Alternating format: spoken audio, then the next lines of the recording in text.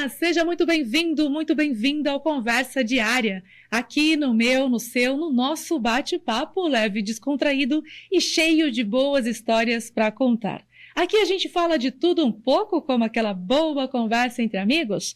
E a nossa convidada tem muita história boa para contar para a gente, é isso mesmo. Ela é docente, advogada, a primeira a presidir a OAB Bauru. Então nós vamos conversar com ela, com Márcia Negrisoli. Muito obrigada por aceitar o nosso convite desse bate-papo do Conversa Diária. Eu que agradeço a oportunidade de estar aqui, é um grande prazer. Obrigada. Então vamos conhecer um pouquinho da sua história, quem é. Gostaria que você se apresentasse para nós. Não é bauruense, já de antemão, já adianto para quem nos acompanha. É verdade. Eu sou paulistana, então eu cheguei em Bauru, eu tinha 17 anos, vim para Bauru como muita gente chega em Bauru, né, para estudar. A nossa cidade, ela tem essa característica, né, de receber muitos estudantes, e eu vim nessa condição, né, para fazer faculdade. À época eu tinha acabado de passar num vestibular de engenharia civil da Unesp, então eu cheguei aqui para cursar a Unesp. Fiz um tempinho de engenharia, não me encontrei, e aí fui para a área de humanas, que é onde realmente eu tenho mais vocação, e acabei fazendo direito aqui na cidade.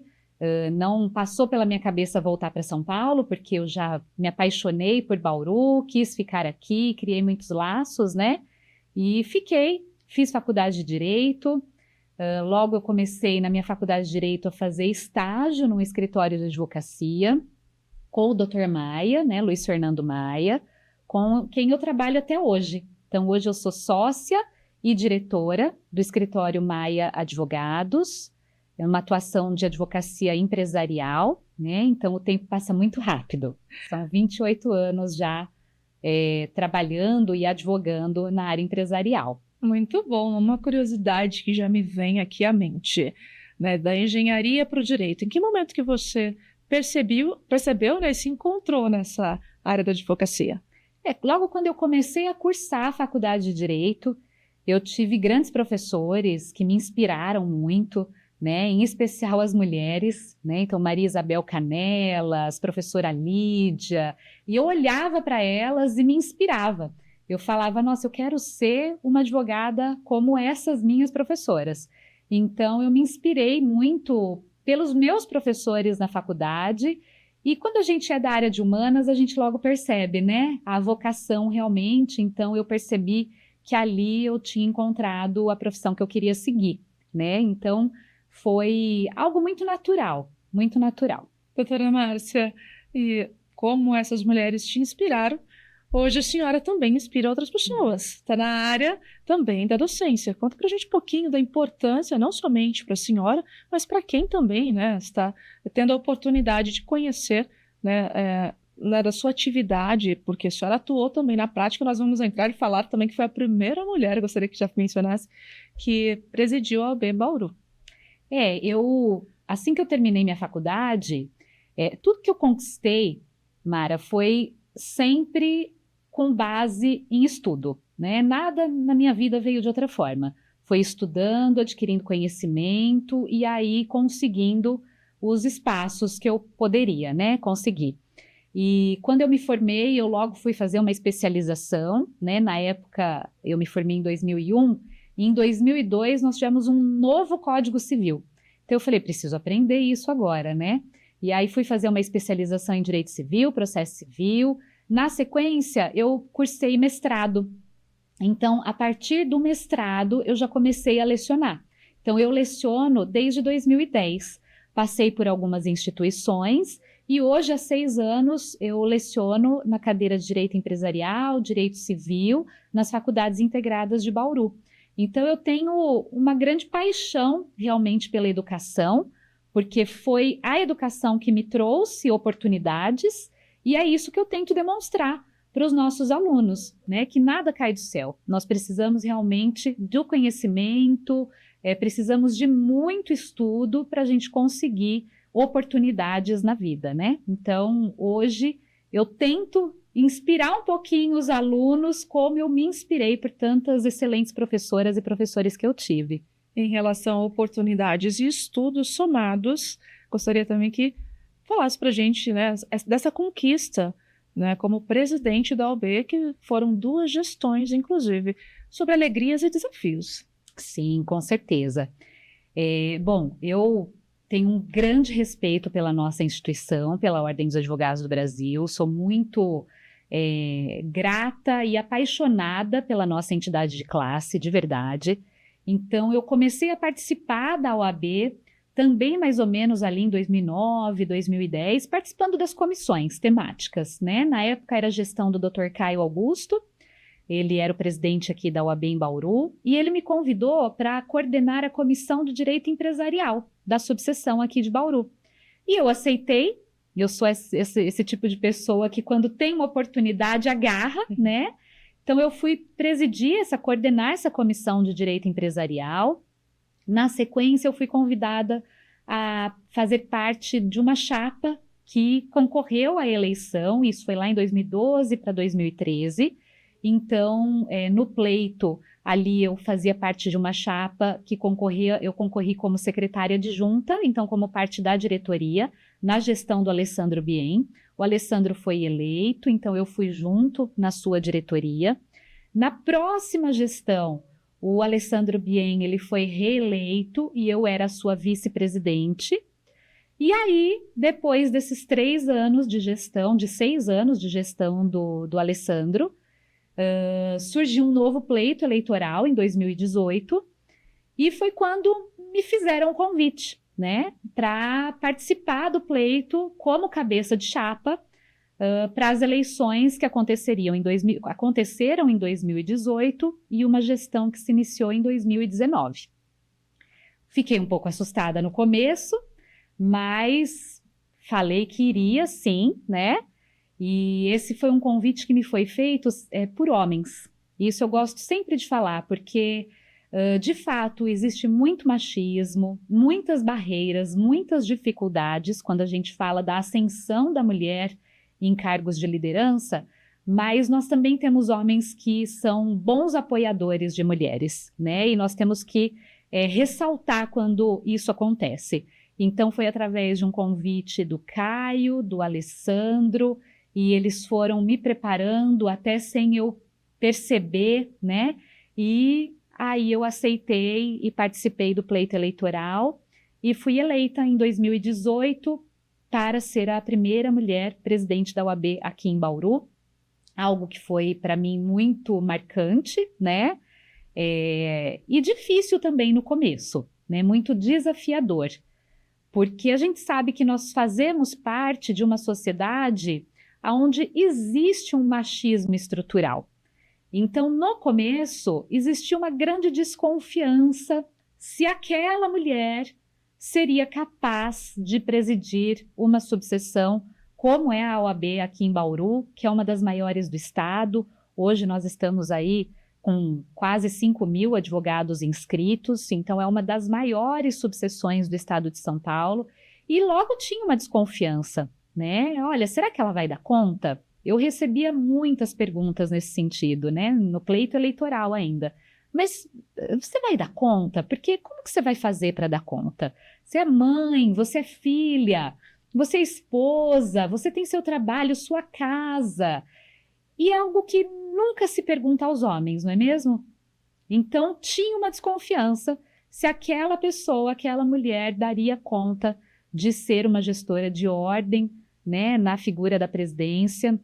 Então, eu tive, sim, algumas barreiras iniciais, mas que ao longo do tempo, essas barreiras, eu acho que eu fui conseguindo eliminá-las, né, com um conjunto de pessoas me apoiando, homens, mulheres, muita gente junto comigo, e eu sempre me senti na minha instituição muito respeitada por homens, pelos advogados mais experientes, os mais jovens, as mulheres advogadas. Então, eu sempre me senti na minha instituição extremamente respeitada, e é algo que eu gosto de ressaltar, porque nem sempre representando a OAB em outros espaços, eu sentia muitas vezes um certo preconceito, né? Então, eu já estive em eventos, por exemplo, que tinham representantes de várias instituições. E eles iam dando a fala para várias pessoas. E eu percebia que, poxa, não vão, né, me dar a fala como representante da OAB.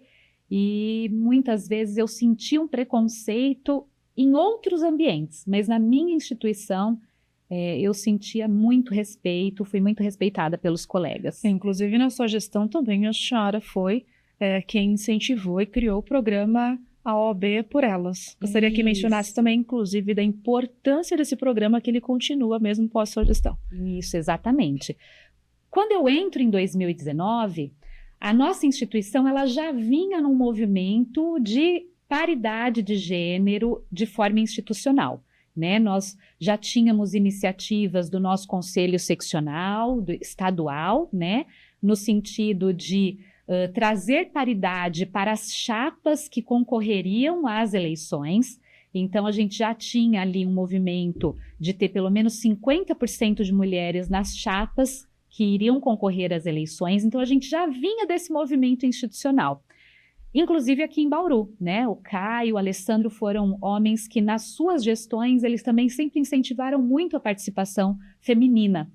Mas, quando eu entro em 2019, as mulheres, é uma sensação muito minha, me parece que elas sentiram que ali também era para elas, também era um espaço que elas poderiam estar, que a casa, elas poderiam frequentar as reuniões das comissões, as atividades, inclusive levando seus filhos quando precisassem. Então, veio um movimento, uma participação feminina aqui na OAB Bauru muito forte, que continua até hoje, E dentro desse feminino, né, chegando na nossa instituição aqui em Bauru, depois de 87 anos, né, de homens comandando, nós sentimos a necessidade de trabalhar mais com as questões de gênero na nossa instituição. E lá em 2019, nós implantamos aqui em Bauru o programa OAB por Elas. Nos inspiramos num programa que já existia em Santa Catarina. Então, nós fomos conhecer como funcionava esse projeto em Santa Catarina. E aí nos fez muito sentido a época. E com a Comissão da Mulher Advogada, na época era presidida pela doutora Gabriela Gavioli, Silvia Rodrigues, Kate Abreu, nós então implantamos esse projeto de Santa Catarina aqui em Bauru. É um programa que visa dar orientação jurídica para as vítimas de violência doméstica e familiar. Então, são atendimentos que são feitos de forma gratuita pelas advogadas inscritas nesse programa, na Delegacia de Defesa da Mulher, uma vez por semana, na Casa da Mulher, também uma vez por semana, e atendimentos que são agendados na própria Casa da Advocacia. Eu acho muito importante, doutora, também trazer aqui, aproveitando essa fala, né, desse atendimento para as vítimas de violência doméstica, para as mulheres, né, em geral, que sofrem algum tipo de violência, né, se a senhora puder trazer as maiores dúvidas e, né, que essas mulheres têm, trazer aqui dicas, inclusive para elas, dos seus direitos, que embora nós sabemos que tem a Lei Maria da Penha, mas é importante também ter o conhecimento. Por gentileza, compartilhe com todos nós. Sim, as mulheres, quando elas são vítimas de violência, num primeiro momento elas não se reconhecem como vítimas, né? É difícil para aquela mulher que idealizou um casamento, que tem filhos, se entender como alguém que é vítima de violência.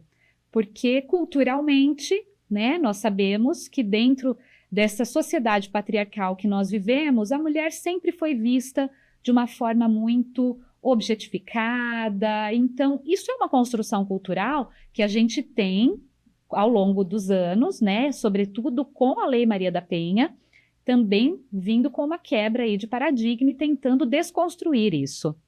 Mas a mulher, ela tem essa dificuldade. Então, através do programa, nós fazemos um acolhimento jurídico. Então, a gente tenta auxiliar essa mulher, que ela se reconheça como vítima, para que assim ela tente se empoderar dos seus direitos, porque muitas não sabem quais são esses direitos que elas têm. Então, elas têm dúvidas em relação às medidas protetivas de urgência, o que é disponível para elas em termos de medidas protetivas de urgência, mas elas têm muitas dúvidas também relacionadas à guarda de filhos. Pode trazer para a gente ilustrar como que funciona em relação à guarda de filhos? Sim. E outras também, fique à vontade. As mulheres, elas têm muito receio, por exemplo, de que se elas saírem de casa, configure o que existia antigamente, mas o abandono de lar, e que elas percam alguns direitos sobre patrimônio, sobre os filhos, né, sobre a guarda. Então, num primeiro momento, elas não sabem quais são esses direitos. E esse programa, ele é muito importante porque ele veio para empoderar essas mulheres de informação, né? E aí a gente explica quais são os direitos que elas têm disponíveis. Se a mulher não tem condição de pagar um advogado particular, nós sempre indicamos que ela pode procurar a Defensoria Pública ou um programa que existe aqui na nossa cidade, que é uma parceria da OAB Bauru, Ministério Público Federal e Prefeitura Municipal, onde, através dessa parceria, nós fazemos os pedidos de medida protetiva de urgência, né, para elas, de forma gratuita. Então, nós tentamos explicar também o que a nossa cidade tem de rede de proteção, de política pública, né, para que elas consigam buscar ajuda, porque muitas vezes elas não conseguem, né? E para quem quer acessar esse programa, como que funciona? Sim, na Delegacia de Defesa da Mulher, sempre às segundas-feiras, das 9 ao meio-dia, é só ir até lá e pedir para falar com uma das advogadas, ou na Casa da Mulher, de terça-feira à tarde, das 2 às 5, ou ligar na UAB Bauru e pedir para agendar um atendimento que as advogadas vão fazer, né, esse acolhimento jurídico. Esse é um programa que foi lançado na minha gestão, logo lá em 2019, então ele está em atividade há 7 anos, né? Ininterruptamente, nós paramos por pouquíssimos meses ali na pandemia, né? Quando tudo fechou, a gente deu uma pausa, mas nós percebemos que na pandemia os casos de violência aumentaram demais, então logo nós retomamos esses atendimentos, e eu fico muito feliz que mesmo sem eu estar na presidência da OAB Bauru, a atual gestão tem mantido esse programa, né, em atividade, sendo muito bem cuidado pela Comissão da Mulher Advogada, pela diretoria. Então, eu continuo como membro do projeto, né, sou voluntária nesse projeto, faço atendimentos também, e é isso, eu acho que a gente precisa dar as mãos, né, com as mulheres, com essas mulheres que estão precisando, porque se ninguém achar que é problema seu ajudar o próximo, elas jamais vão conseguir sair sozinhas de uma situação de violência. Aquele discurso que era mencionado, né? Briga de marido e mulher, ninguém mete a colher. Exatamente. Hoje a gente já sabe, mete a colher sim. Né? Exatamente como a senhora trouxe, principalmente a mulher também, ela demora para reconhecer que ela está sendo vítima de violência, tem o espiral da violência, até mesmo a média, a doutora pode trazer com mais propriedade, para que ela se reconheça, é uma média de 10 anos. Para ela sair desse ciclo da violência ou espiral da violência, como hoje os estudiosos têm chamado, né? Porque existe uma fase de aumento dessa tensão no relacionamento, aí a fase que a violência efetivamente ocorre e depois a fase que a gente chama de lua de mel, onde aquele agressor se arrepende, né, e aí pede desculpas e manda flores, e a mulher, normalmente, ela acredita, porque a mulher, ela quer acreditar que aquele relacionamento vai dar certo, né, e aí para sair dessa espiral é uma média de 8 a 10 anos, segundo estatísticas, né. Então, a gente tenta demonstrar para essa mulher que ela não precisa ficar tantos anos sofrendo calada, sozinha, que ela pode buscar apoio, ajuda, e ela vai ter esse apoio e essa ajuda. E a senhora que, né, tem essa atuação tão efetiva, tão pontual e importante, não somente na questão, né, como docente, mas também, como já ilustrou aqui, qual que é a importância, inclusive, de incentivar outras mulheres a seguir também na área da advocacia, para serem mais atuantes, inclusive? Olha, a advocacia hoje, né, ela já é feminina.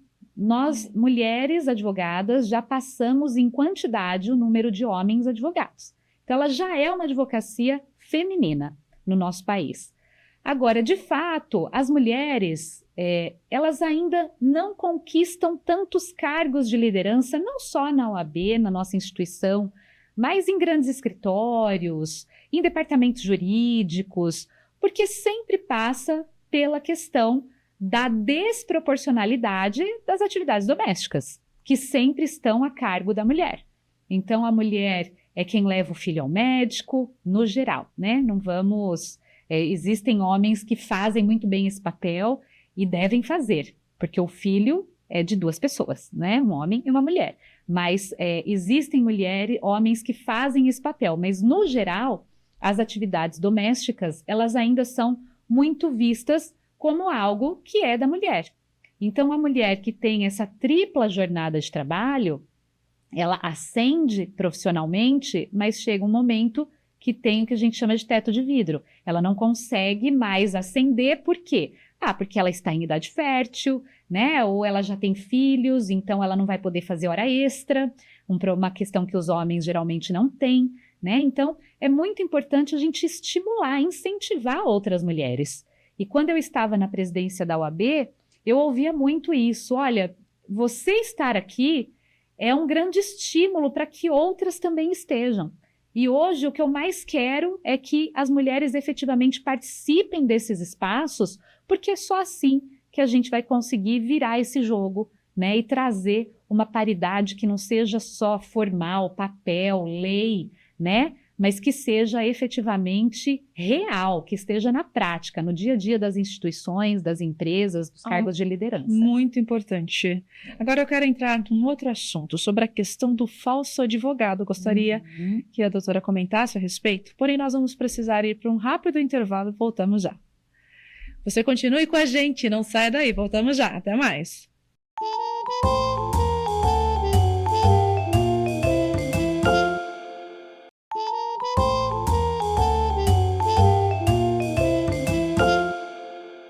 Voltamos com Conversa Diária. O bate-papo de hoje é com a professora e advogada Márcia Negrisoli. Antes do nosso intervalo, havia perguntado a respeito do golpe, né, do falso advogado. Eu gostaria que comentasse a respeito e também deixasse orientação para quem nos acompanha, porque é um problema muito sério que está acontecendo. Sim. É um problema crônico, eu diria. Isso já tem acontecido, esse golpe, há aproximadamente 2 anos, e ele vem se intensificando. Então, o procedimento dele é mais ou menos assim. Uma pessoa entra em contato com alguém que efetivamente tem um processo na justiça. Os processos, na grande maioria, são públicos, né? Então, não é de difícil acesso, é fácil acesso para quem entende um pouquinho ali do sistema do processo. E aí, essa pessoa tem um processo, ela está esperando receber alguma coisa, alguma indenização, alguma condenação, e aí os golpistas se portando como advogado daquele processo, entram em contato com essas vítimas e aplicam um golpe, né? No sentido de pedir o recolhimento, valores para pagamento de custas processuais, taxas, para que elas tenham acesso a valores que elas têm para receber. E isso não existe, né? Então, primeira coisa que a gente sempre orienta se vem um número diferente do seu advogado com a fotinho dele, mas não é o número que está nos contatos, desconfie. Liga para o escritório do advogado, da advogada, pergunta se o contato foi feito por ele mesmo. Os advogados não é comum a gente trocar de telefone, né? Porque é um dos nossos instrumentos de trabalho é o celular. Então, se vier um número diferente, mas com a foto do advogado, desconfie, faça contato no telefone que vocês estão habituados, porque esse golpe ele é crescente e ele tem se aprimorado cada vez mais. E veja que ele vai em relação àquelas pessoas que efetivamente têm processos na justiça e estão esperando receber alguma coisa, né? Então, aquela pessoa às vezes já está esperando esse dinheiro, precisando do dinheiro e está, então, fragilizada e acaba caindo no golpe. Então, Desconfie sempre que um contato for feito por um número que vocês desconheçam. Fez esse contato, se infelizmente cair no golpe, aí é boletim de ocorrência, comunicar o advogado quanto antes, porque esse advogado também tem que fazer um boletim de ocorrência, comunicar a instituição de classe, mas infelizmente isso tem sido crescente no país todo e as pessoas têm caído nesse golpe, então fiquem muito atentos. É solicitado valores, doutora. Valores. E uma vez perdido, não consegue ter essa recuperação de se resguardar, né? Infelizmente, não. Infelizmente. Recado dado, algo importante ser mencionado. Agora eu gostaria de entrar um pouquinho na questão familiar, que nós ainda não abordamos sobre ela. A senhora tem uma filha de 11 anos e já estávamos conversando aqui nos bastidores que ela quer seguir a mesma carreira. A senhora está inspirando a filhota, inclusive. A minha filha Gabriela tem 11 anos, né? Ainda está na 5ª série, mas quando a gente conversa um pouquinho, o que você quer ser quando crescer?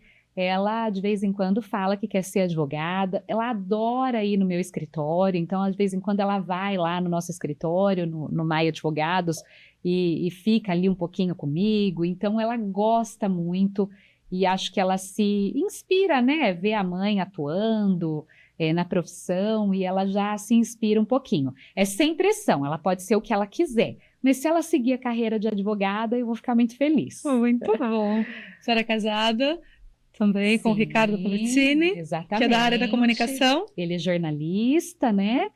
O Ricardo Polettini, nós somos casados há 20 anos e ele é um grande parceiro. Se tudo isso aconteceu na minha vida, de presidência de OAB, de docência, mesmo no escritório, que eu sou diretora lá do escritório Maia, então me exige muito tempo também, é porque eu tenho o apoio dele, né? Então, ele é um apoiador de mulheres, ele é desses homens que também apoiam mulheres para conseguir galgar os espaços. Então, eu sou muito feliz aí nesse contexto familiar.